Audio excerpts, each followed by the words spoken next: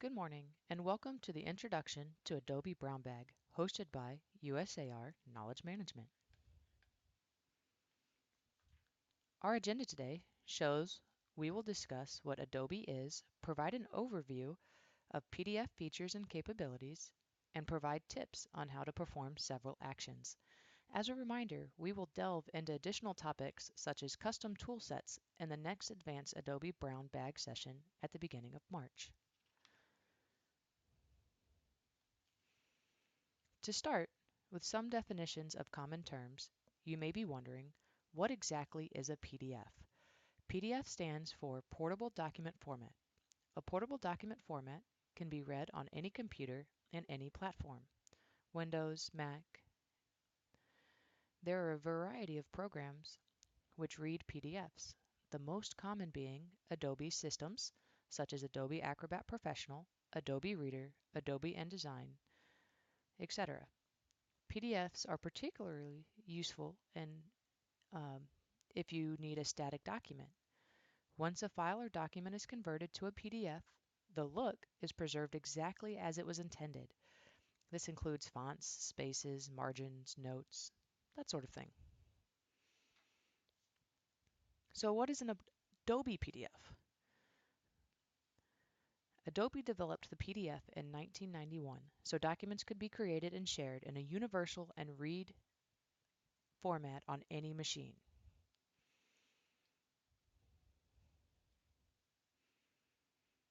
And why do we want to use Adobe? Why do we push Adobe? One positive aspect of PDFs is the ability to compress the files. This function is handy in the case that you are putting together a large document with text and graphics that needs to be stored on SharePoint or must be emailed to fellow colleagues or someone you're collaborating with outside of your organization.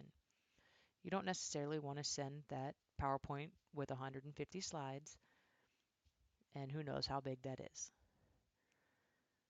If you convert it to a PDF, it should reduce the size by a third to a half. As the KM Directorate promotes good content management practices, we do advise against one document taking up a large portion of email, SharePoint, or shared drive space. A great way when you have formalized that document or it's in its final draft form, you can convert it to a PDF. Because as we all know, especially in our organization, PDFs are viewed as a more formal and final product. Another added benefit is you're able to enable passwords and certificate security. So let's get started. Let's go through some step-by-step instructions on how to convert a file to a PDF. So I'm going to go ahead and open up my example.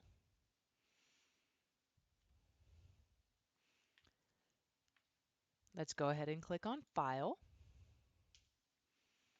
The next step, you can click on Save As Adobe PDF. Either one of these will work.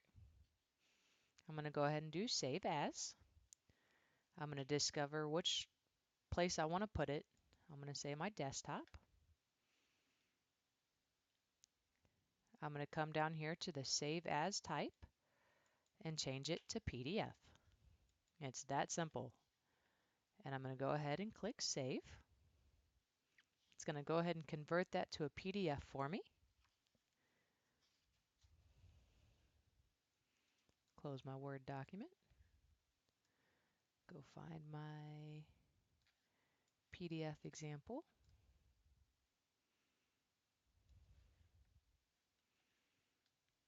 And we're going to go ahead and open it up and do this next portion. Oops.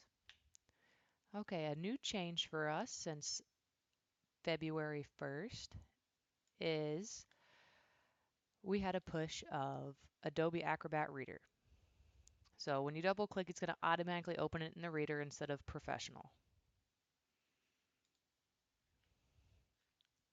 To open it up in Professional, go ahead and right click and say Edit with Adobe Acrobat.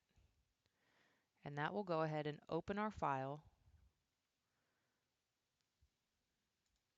in Adobe for us.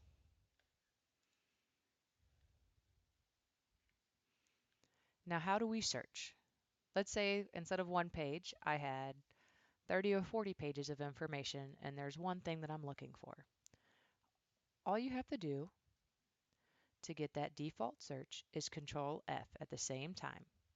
If you press Control F, you'll see your little search box populate. And now if I say call, you can see every time that that term is used in this document. We can just click through all those different times it's used all the way through the document. This works great if you have a clean, clear PDF. The normal default search box will work. If you have a redacted, old, declassified document that is not in very good shape, the system will do its best it can with the text it can recognize, but just be advised that sometimes it will not always work if you have those types of documents. Well, what if I want a little bit more advanced of a search? There's Advanced PDF Search. If you go into Edit, Advanced Search, or you can click Shift Control F all at the same time and it'll give you the same box.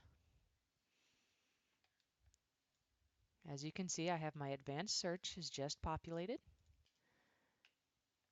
We enter our term or phrase. So I'm going to do call again. I'm going to hit search. And now you can see all the times that that term is used throughout the document. And you can click on it and it'll tell you where it's at.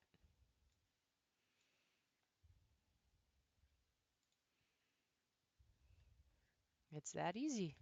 Where's that easy button?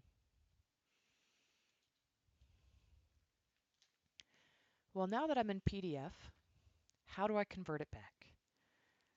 I know sometimes we'll have that Word document, we convert it to a PDF, and now we deleted the Word document because we don't think we need it anymore because we're in our final format. But now there's one or two things that we need to change, or we want to just have it back in that Word document. Well, we can do that as well. You're going to go to File, Save as Other, and Microsoft Word, Word document. You also see you can do a spreadsheet, a PowerPoint presentation, or an image. For right now, we're going to go ahead and go back to a Word document. I'm going to save it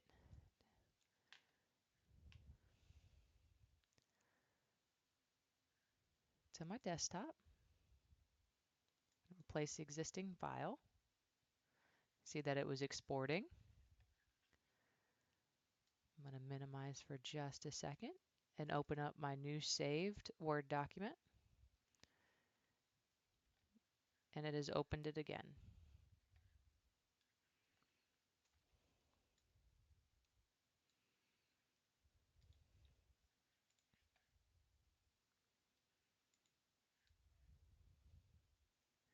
Now on to a little bit more fun.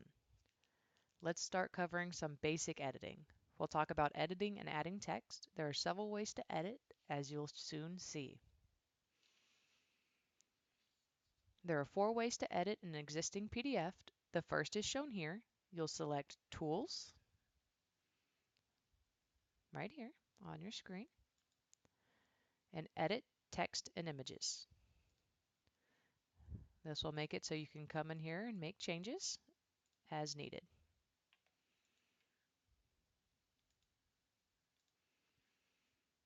The next way is you'll come to Edit and down to Edit Text and Images, and you'll see our very familiar pop-up window come up over here, and you can do Edit Text and Images. The third method is you can click on View, Tool Sets, Default Tools.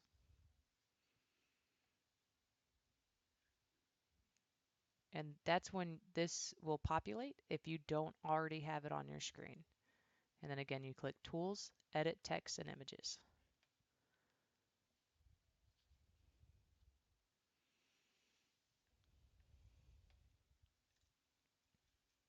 Now the fourth method is we're going to go ahead and click on View, and right under Tool Sets you'll see Tools, Content Editing, and again our very familiar window will populate, and we can make those changes that we need when we click on Edit Text and Images.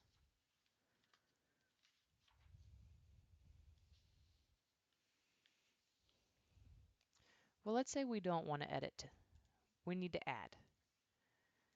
Well, you can follow any of those same methods that we use to edit. Come to Tools, and right under Edit Text and Images, you can add text. If you go ahead and click on Add Text, you can place it anywhere on your PDF and start typing. Then you can also move it around as needed.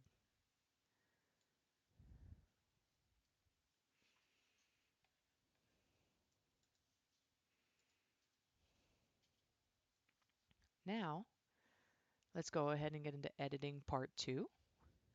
We're going to talk about how to add a digital initial box, add a digital signature box, and sign with CAC certificates. Adding a digital initial box is easier than one might think. First, we're going to go ahead and click Fill and Sign.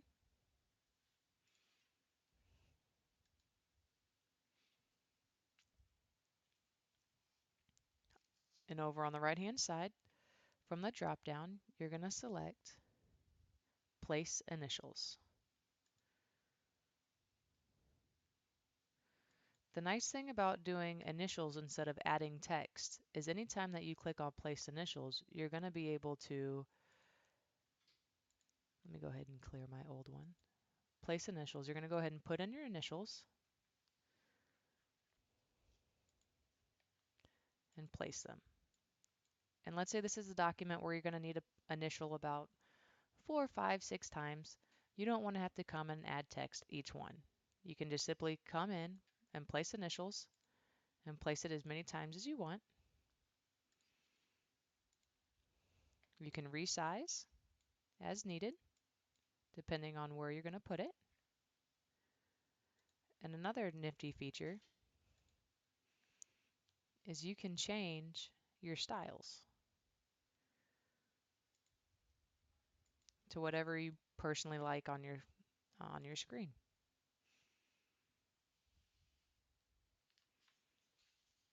Now let's go ahead and place signature.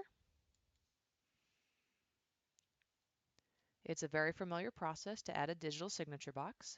We'll still click on the Fill and Sign over on the right. This time you'll use the drop-down Select Place Signature. You can have a pre-formatted type style.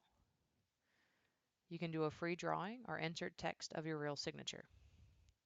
Once you have your preferred style, drag the signature box where you would like it and place it. So let's go ahead and do those steps. We're going to place our signature. You can decide how you want to do it. We'll talk about use a certificate in a moment. You can type your signature, draw your signature, or use an image.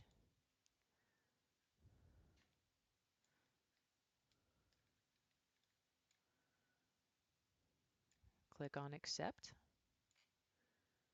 And now you can see my beautiful hand-drawn signature right there. You can always clear your saved changes and change your mind if you don't like that. And again, you can choose however you want it to be viewed.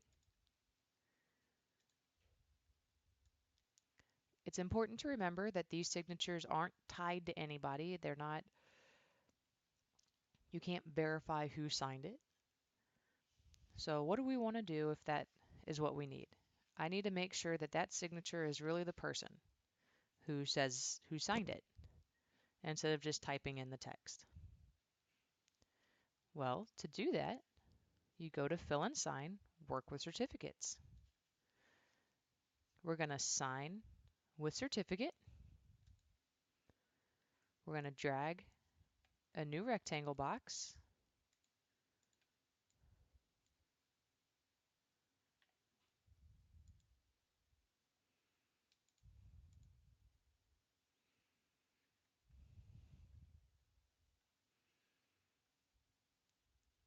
And we're going to go ahead and click Sign. Once you create that digital signature box and drag and drop, that pop-up box as we saw came up. We're going to have to save it again, because once you sign it, it needs to be saved again, and now you can see the signature box is there, tied to my CAC. It's important to note that only the person who signed it can clear their signature. So if you have multiple people signing the document, you're going to want to make sure that if they need to remove their signatures, that those persons are available to remove their signatures.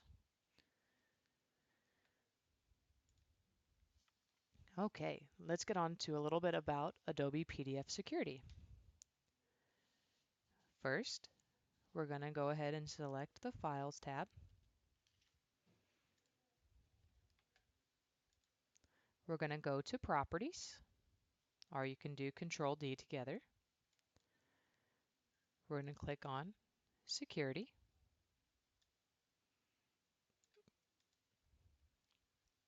Currently, there is no security method applied. We're going to go ahead and do password security for this scenario. Our password security settings are going to pop up. I'm going to say that I want to require a password. It's going to let you know if it's strong or weak.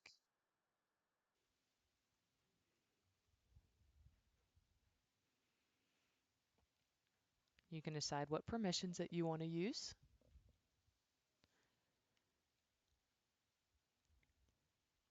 You can restrict editing and printing with the permissions, and then click OK. It's going to make sure that you still know your password, so hopefully you haven't forgotten it.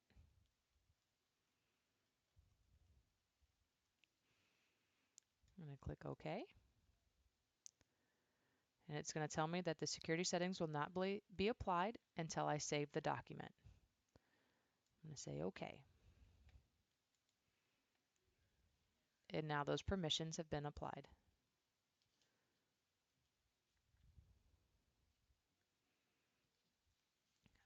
Our next step that we're going to talk about is exporting. So how can I send this as an attachment?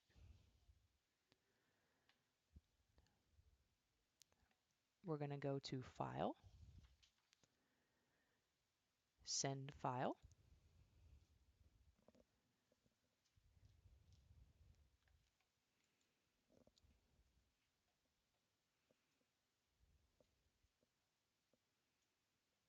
I need my email to update. Right now my email is not up. You have to make sure that your email definitely is working to get that pop-up box.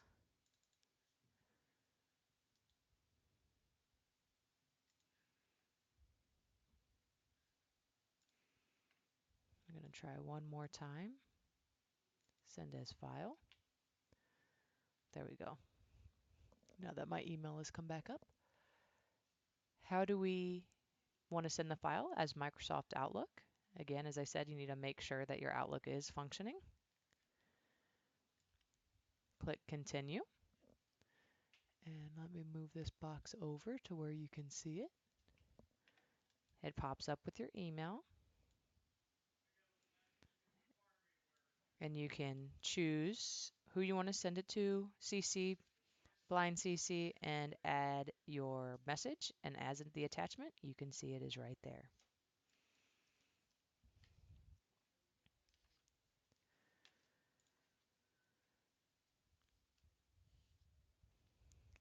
Last but not least, you can go to the Adobe Support Center if you would like to learn more about the support of this tool. Adobe has an awesome support center for their products. Here are a few basic helpful links with additional tutorials. They have everything from basic beginner information to advanced tutorials for experienced users. So if we didn't cover something that you would like to learn more about, You can go to a few of these different links in order to find out more information. So, in summary, you can see what we covered in this introduction of Adobe Brown Bag. Again, if you have any questions, feel free to send an email to the Knowledge Management Office, and we would be happy to help you. So in closing, for more on Adobe, including custom tool sets, stay tuned for our USAR Knowledge Management Directorate's presentation of Advanced Adobe Brown Bag on the 1st of March. Thank you very much, and I hope y'all all have a wonderful day.